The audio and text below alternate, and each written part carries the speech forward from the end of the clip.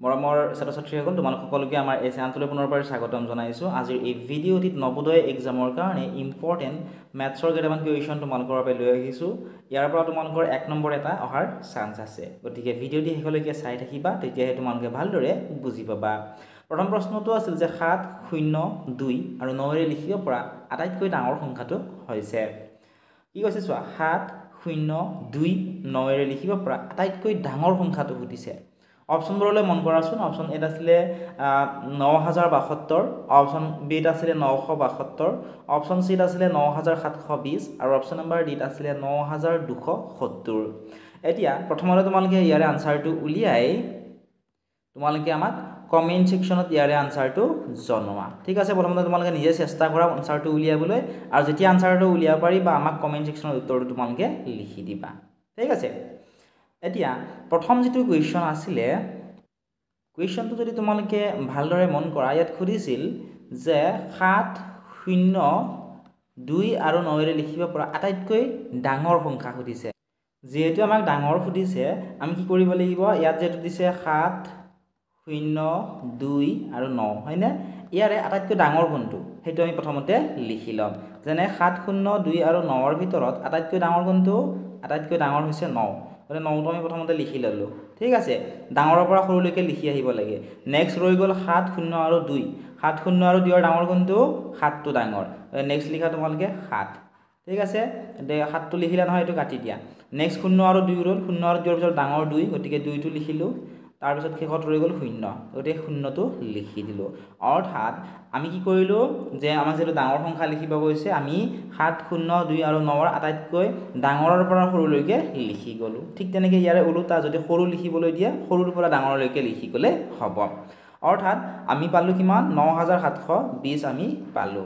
এইটোৱে হৈছে ইয়াৰে উত্তৰ। যে 9720 ক'ত আছে তোমালোকে চোৱাচোন। অপশ্যন নম্বৰ 3 আছে 9720। এইটো অপশ্যনে হ'ব এই কুৱেশ্যনটিৰ কাৰেক্ট আনসাৰ।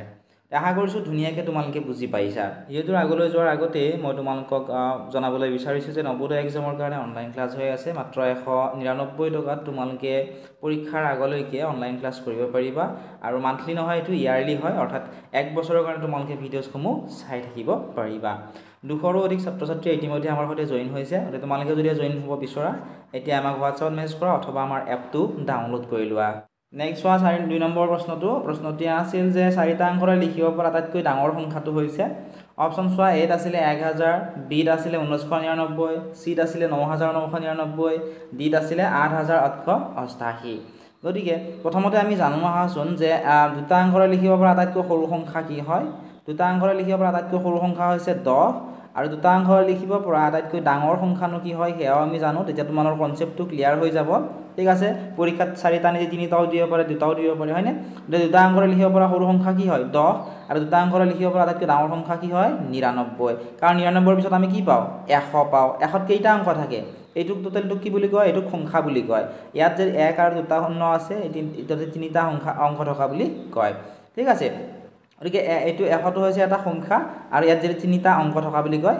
ঠিক আছে, এইটো তোমালোকে মনত ৰাখিবা। এতিয়া তোমালোকে যদিহে চোৱা, 2টা অংকৰে লিখিব পৰা সৰু সংখ্যা হৈছে 10 আৰু ডাঙৰ সংখ্যা হৈছে 99। ঠিক একেধৰণে 3টা অংকৰে লিখিব পৰা সৰু সংখ্যা হৈছে 100, আৰু 3টা অংকৰে লিখিব পৰা ডাঙৰ সংখ্যা হৈছে 999। কাৰণ 999ৰ পিছত আমি কি পাওঁ? 1000 পাওঁ। 1000ত কেইটা অংক আছে তোমালোকে চোৱাচোন। 1000ত আছে 4টা অংক, হয়নে? গতিকে 4টা অংকৰে লিখিব পৰা আটাইতকৈ সৰু সংখ্যা হৈছে 1000, আৰু আটাইতকৈ ডাঙৰ সংখ্যা হৈছে 9999।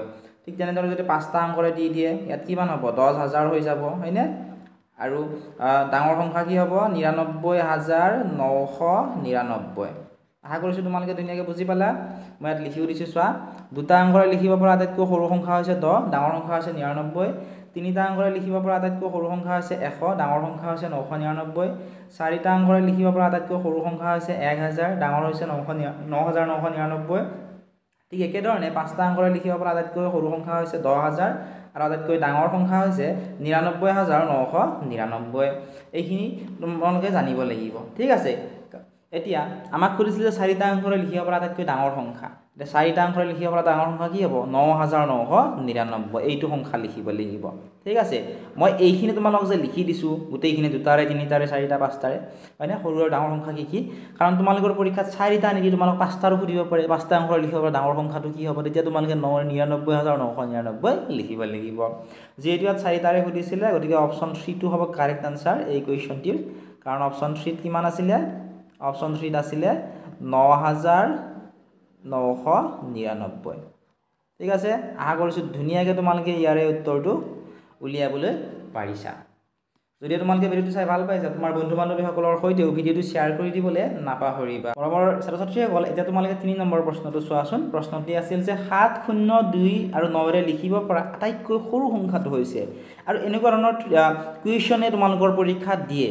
তোমালোকৰ আটাইতকৈ সৰু সংখ্যাটোৱে লিখিবলৈ দিয়ে নৱোদয়ৰ পৰীক্ষাত কাৰণ এই সৰু সংখ্যাটো লিখিবলৈ দিয়ে বহুতো ছাত্ৰ-ছাত্ৰীয়ে ভুল কৰে কাৰণ বহুতো ছাত্ৰ-ছাত্ৰী কি লিখে প্ৰথমতে সৰুৰ পৰা ডাঙৰলৈকে লিখে হয়নে গতিকে সৰু কি হয় শূন্য হয় সৰু গতিকে সৰুটো লিখে তাৰ পিছত আছে 2 লিখে তাৰ পিছত আছে 7 লিখে তাৰ পিছত আছে 9 লিখি দিয়ে গতিকে অপচনটো এনেকুৱা ধৰণৰ থাকে অপচন 0 2 7 9 থাকে কিন্তু এইটো হৈছে ভুল কাৰণ ইয়াতে শূন্যৰ এইটো সাইডত কোনো ইয়াৰে ভ্যালু নাথাকে আশা কৰিছো বুজি পালা এইফালে শূন্যৰ কোনো মূল্য নাই এইটো 3টা অংকৰে লিখা সংখ্যা হল কিন্তু আমাক কৈছে যে 4টা অংক হ'ব লাগিব যে 702 আৰু 9 ৰে লিখিব পৰা হ'ব লাগিব গতিকে 702 আৰু 9 ৰে যদি লিখিব লাগে আমি কি কৰিব লাগিব শূন্যক বাদ দি সৰু কোনটো লিখিব লাগিব শূন্যক বাদ দিয়াৰ সৰু কোনটো হৈ গল 2 2টো লিখি ললো 2 ৰ পিছত আমি এই শূন্যটো লিখিম ঠিক আছে তাৰ পিছত হল 7 তাৰ পিছত হল 9 অৰ্থাৎ 2079 হ'ব এই প্ৰশ্নটোৰ কাৰেক্ট আনসাৰ দে অপচন নম্বৰ ডি যেটো 2079 দিয়া আছে